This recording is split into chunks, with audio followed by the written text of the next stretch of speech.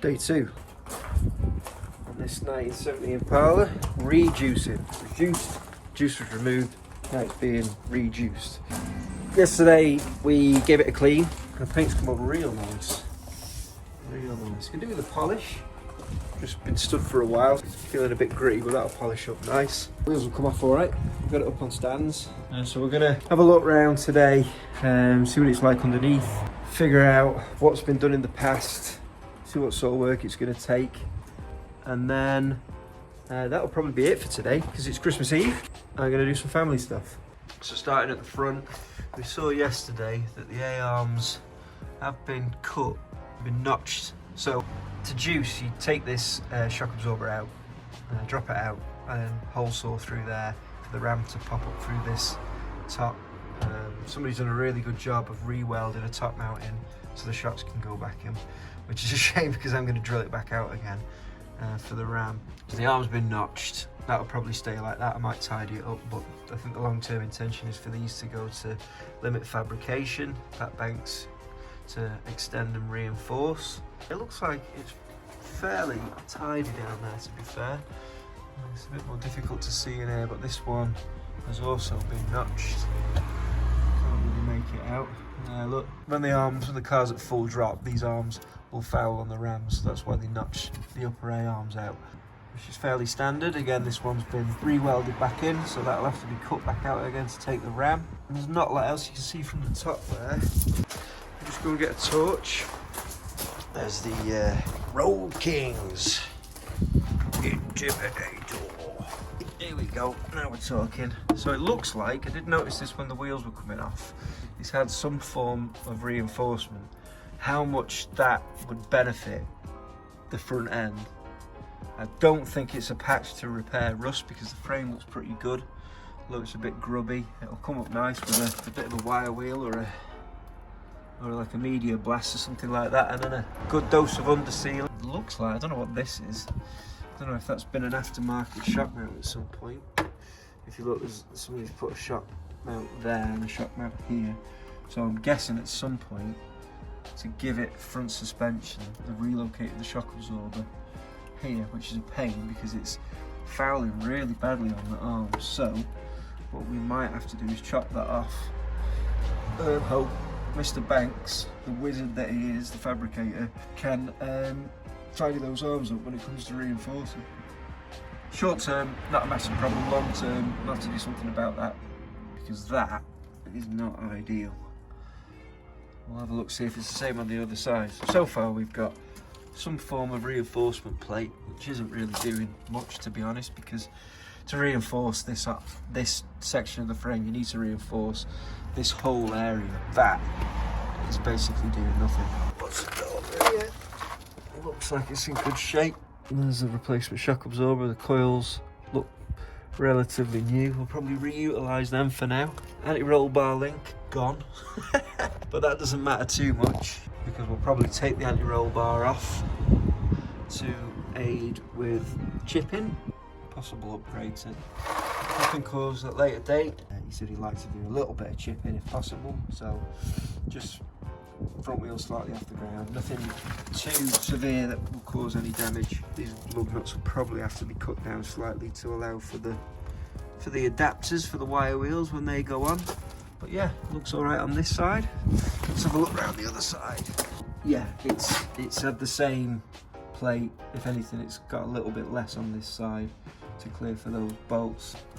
So it looks like the shock mounts on this side, the aftermarket shock mounts that were fitted, have now been removed. I mean, that is probably going to weaken the frame quite severely. So I might clean this side up, have a good look at it, and then just weld up any little cuts, any little nicks, just to make sure that it's not going to get any worse. You can see where this A-arm has been notched to take that aftermarket shock mount, which has now been cut off. So I'll go ahead and cut the other one off and clean up the frame both sides. Has it got that bolt on the bottom? Yeah, there you go. So they've made an aftermarket shock mount, top and bottom, to replace the fact that the shocks have been removed. As I say, we'll reutilise those coils. Anti-roll bar on this side is linked up, although it doesn't really matter because we'll be taking that off. But yeah, it doesn't look too bad. It doesn't look too bad. So let's go round to the back. Again, this has had some level of reinforcing. Don't know to what extent, it doesn't go all the way back down there, but it looks like there's some sort of plate here and here maybe, and then a bigger plate, maybe some 6mm, and then a gap there, and then another bit of plate here which goes to there. So it's got a little bit of reinforcing, but again, how much that's actually doing when there's a big gap in this section, I don't know. We weren't really going to go down the route of reinforcing. I don't think we need it at this stage. If Zach wanted to go for more, say hop-in, three-wheeling, chain bridge, obviously it would need more reinforcing, but interesting. So this is a bit like the early Impalas where the spring's mounted on the trailing arm rather than on the axle, like on the later Caprices, like the 75 Caprice we built for Grey. We'll take these shocks off, we'll probably reuse these and put them back on for ride quality purposes, drop these coils out, cut these bottom mounts off and put the power balls there, and then the rams will go up through a hole. I'm pretty sure there was a hole yet. There's already been a hole cut for the rams, which we might have to open out. Camera just picks it up there, you see it in the trunk floor in that gap. So the ram goes up through that gap with a bit of coil pushed up against the upper spring purge. It looks like previously it's been the other way around with the ram on top of here, but I don't really like that. I don't think it's very secure. Bodywork wise, looks alright on this side. Starting to get a bit crusty there, we'll have to let Zach know about that. Don't know if he knows about that. I shall send him a picture today. See if there's anything else to do about that. Obviously it's not something that I do, not body work. It looks good under there. Axle looks good. Upper arches, frame rails. Let's have a look at the other side, just to make sure that's no different. Also, got a real good clean in this trunk. Really impressed with the condition. There appears to be no rust anywhere, other than bits of surface rust like there, which is solid. Just needs cleaning up. Probably try and find some textured coating, some bed lining, a Raptor coat or something to put in here, just to tidy that up, possibly. There's those holes in the trunk floor. They need opening out, otherwise it will probably suffer from severe ram squeak, which is where the rams rub on the trunk floor and make a horrible squeaking noise. So again, around this side it's had some amount of reinforcing, again with a big gap there. So reinforced, reinforced, reinforced, reinforced, and there's your weak spot. It's going to break there, and then reinforced, reinforced, reinforced. Same coil, shock will be maintained for now. Panhard rod, and then you've got that one link there. I bet it's not too hard to four-link these though, to be fair. If it's already got one arm on this side, just add another one there. It'll be staying panhard for now, and again, a bit of crust. A shame, because everywhere else it looks good. I mean, on the outside of the sill it looks good.